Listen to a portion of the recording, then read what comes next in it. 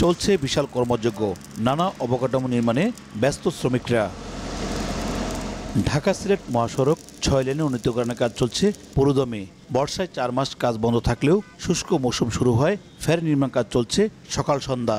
মহাসড়কের ব্রাহ্মণবাড়িয়ার 21 কিলোমিটার অংশের কাজ করছে দুটি ঠিকাদারি প্রতিষ্ঠান। এরই মধ্যে প্রকল্পের মোট 9 ভাগ কাজ শেষ হয়েছে। ডিজাইন স্পিড আমরা ধরেছি যে 100 কিলোমিটার স্পিডে গাড়ি আপনার চলাচল করতে পারবে।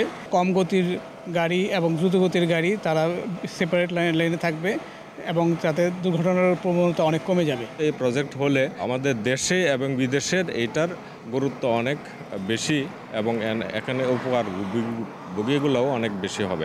এলাকাবাসী বলছে, বর্তমানে 2 লেনের সড়কে একাধিক ঝুঁকিপূর্ণ বাঁক রয়েছে, যে কারণে প্রায়শই ঘটছে ছোট বড় দুর্ঘটনা। সড়ক সম্প্রসারিত হলে দুর্ঘটনা কমার আশা পরিবহন চালকদের। রাস্তা বড় হইলে ছোট গাড়ি এক সাইডে চলবো, আমরা আমাদের সাইডে চলবো।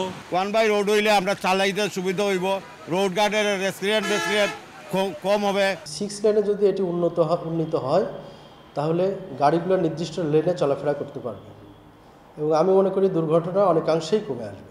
ঢাকা সিলেট মহাসড়কের ব্রাহ্মণবাড়িয়া অংশ সম্প্রসারণে ব্যয় ধরা হয়েছে 1300 কোটি টাকা।